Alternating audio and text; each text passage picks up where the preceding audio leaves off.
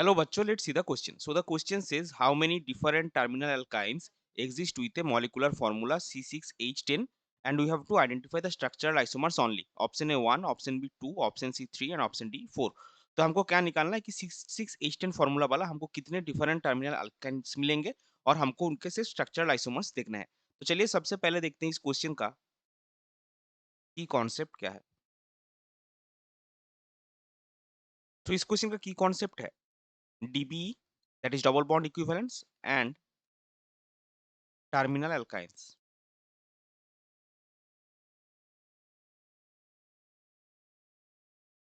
तो अभी देखिए डीबी क्या है। डीबी आपका जो है डबल बॉन्ड इक्विवेलेंस, वो किसी भी ऑर्गेनिक कंपाउंड में जब आप देखेंगे उसके डिग्री ऑफ अनसैचुरेशन जो होगा, मतलब उसमें कितना डबल बॉन्ड या कितना ट्रिपल बॉन्ड या उसमें कितना रिंग रहेगा, ये समझने के लिए आपको डीबी कैलकुलेट करना पड़ेगा।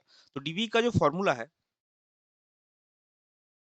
वो हाइड्रोकार्बन के लिए है C+1 माइनस H/2। सी आपका क्या है, नंबर ऑफ कार्बन, और H आपका नंबर ऑफ हाइड्रोजन। तो कार्बन हमारे पास यहाँ पे कितना है, 6, +1 माइनस हाइड्रोजन आपका कितना है, 10/2, यानी कि 7 माइनस 5, यानी कि ये हो जाएगा आपका 2।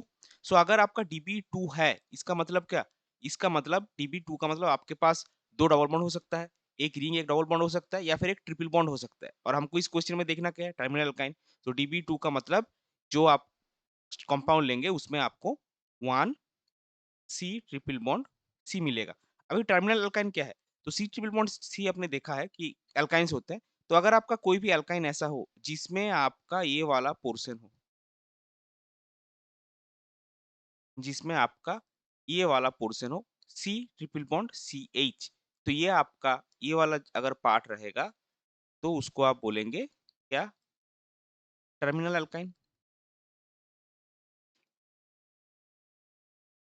तो हमको जो C6H10 वाला कंपाउंड गिवन है, उसमें आपका ये वाला पार्ट फिक्स है। तो अगर ये वाला पार्ट फिक्स है, इसमें कितना कार्बन है, 2 कार्बन 1 हाइड्रोजन।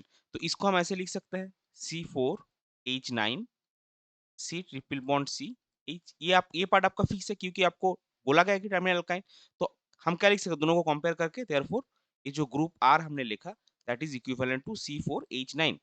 और हमको इसका जो C6H10 कंपाउंड गिवन है, इसको इसका क्या देखना है, सिर्फ स्ट्रक्चरल आइसोमर्स। तो हम क्या करेंगे, हमारे पास जो C triple bond CH part है वो फिक्स है।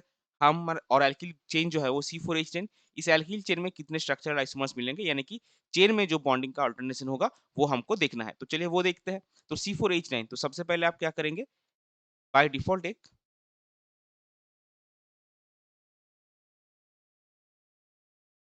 स्ट्रेट चेन बनाइए।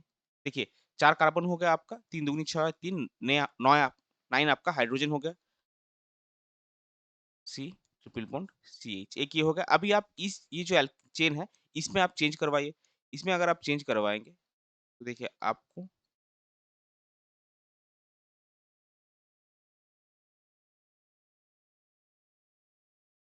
एक ये मिल गया। फिर इस CH3 को आप इस कार्बन पे लाइए,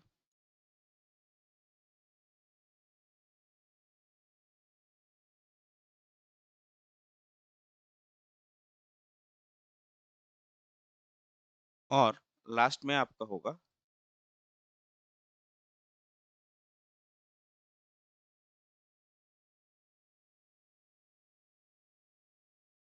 तो ये जो C4H9 वाला एल्किल चेन है, इसको आप इस 4 तरीके से लिख सकते हैं, डिफरेंट जो मोड ऑफ बॉन्डिंग है वो चेंज करके। तो यही आपके आइसोमर्स होंगे, क्योंकि ये C ट्रिपल बॉन्ड CH वाला पार्ट तो आपको फिक्स है। तो हमको कितने आइसोमर्स मिले, हमको मिले आपका total 4 structural isomers which are terminal alkynes.